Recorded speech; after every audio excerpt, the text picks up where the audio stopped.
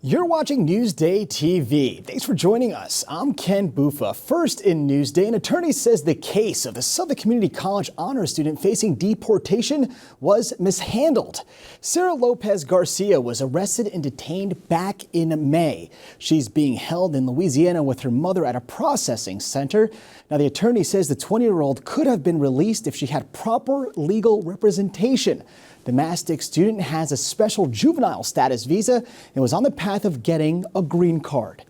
And a former interim NYPD commissioner is suing Mayor Eric Adams. Now, Thomas Dolan is accusing City Hall of running the police department as a, quote, criminal enterprise. The lawsuit claims the city and NYPD leaders spied on Dolan and had his wife arrested. Adams' office said in a statement that the allegations are absurd. And a cleanup is underway for an oil leak in East Rockaway. Now, officials say about 1,000 gallons of cooling oil leaked from a power transmission line into Mill River. The leak came from an underground electrical cable. PSAG, the State Department of Environmental Conservation, and the U.S. Coast Guard are working now to clean it up. And a shark was spotted at Nassau Beach yesterday. One of our lifeguards positively identified a shark almost 9 feet in length, about 30 yards off the shoreline. Now, officials say the sighting was between Nassau Beach and Malibu Beach.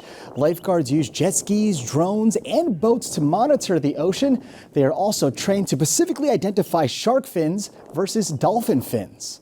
All right, let's take a quick look at tomorrow's weather to see if it is a beach day. Well, if you don't mind the clouds, it will be. Temps will be in the 80s, if not mid 80s. We'll also have that 7-day forecast for you later in the broadcast.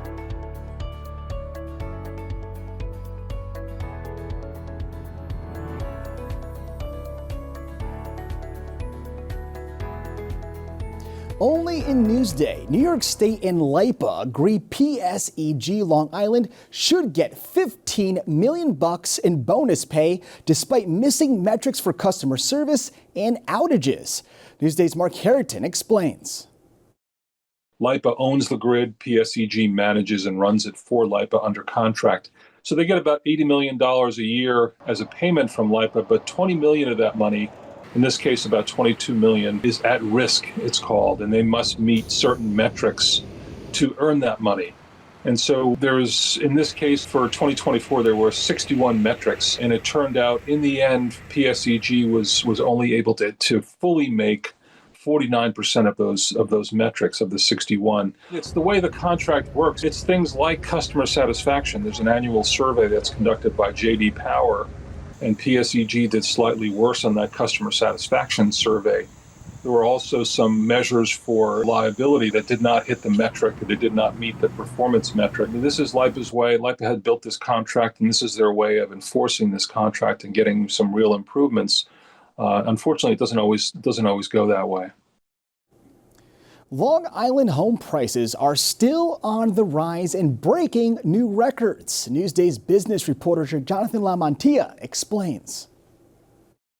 A new Wonky MLS report shows record prices in both Nassau and Suffolk counties. The median price rose in Nassau County to $850,000 for a single-family house. It's up from $800,000 in June of 2024. In Suffolk County, it's $700,000. That's the first time that Suffolk County has hit a median price of $700,000. That's up from $665,000 last June. There was some thought earlier in the spring that there might be a little bit of a plateau, that the ceiling for home prices might have kind of been hit and that affordability was finally coming into play, that this was all buyers could withstand. But these June numbers showed that, at least for houses closing in that month, prices still had room to grow. And that's what I'm hearing from real estate experts on Long Island, that there still seems to be buyer appetite for these homes. And until those buyers go away and there's fewer people trying to bid on each house, that doesn't seem like it's going to change.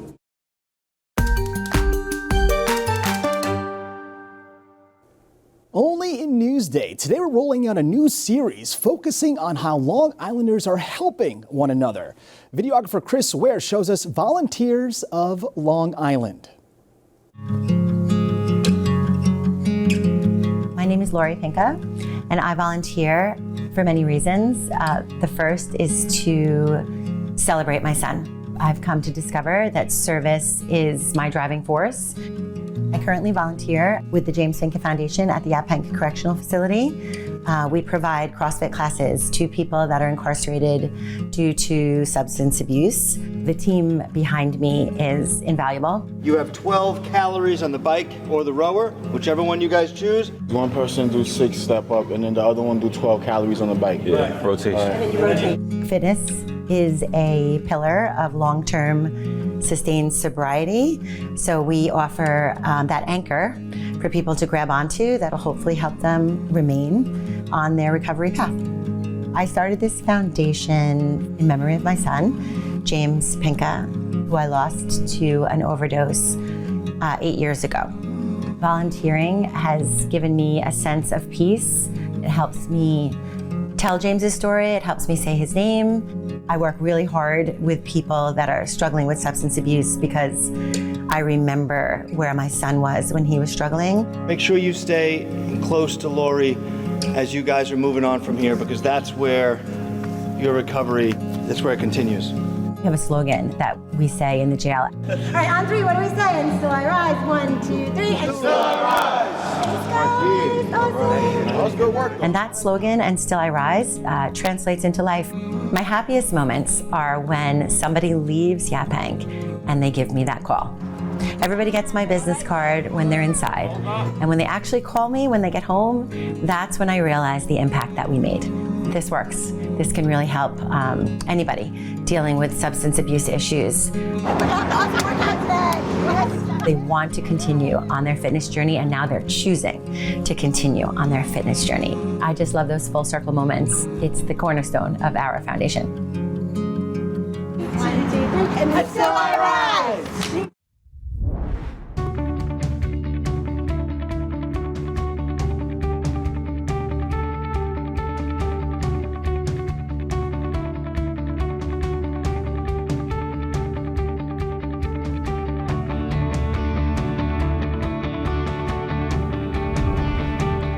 All right, let's take a closer look at your 7-day forecast and take a peek at the weekend. And as you can see, the rain has mostly gone away. We'll only have to deal with it on Sunday for the rest of the days, though. 90 tomorrow, 80s for the rest of the week. It's going to be hot. Clouds will be with us. Hopefully it won't be as humid, but as of now, Friday and Saturday look pretty dry, and that looks pretty good.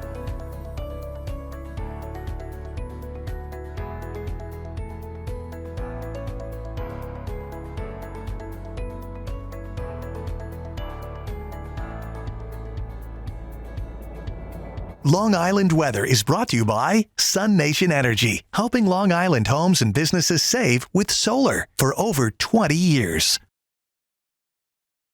Only in Newsday, there are over 50,000 unlicensed drivers on Long Island who are more likely to be involved in deadly crashes. What can be done to keep you safe?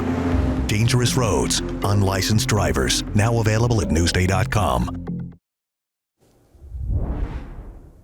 You're watching Newsday TV. For more on all the stories you've seen here today, head over to Newsday.com. I'm Ken Buffa. Thank you so much for joining us.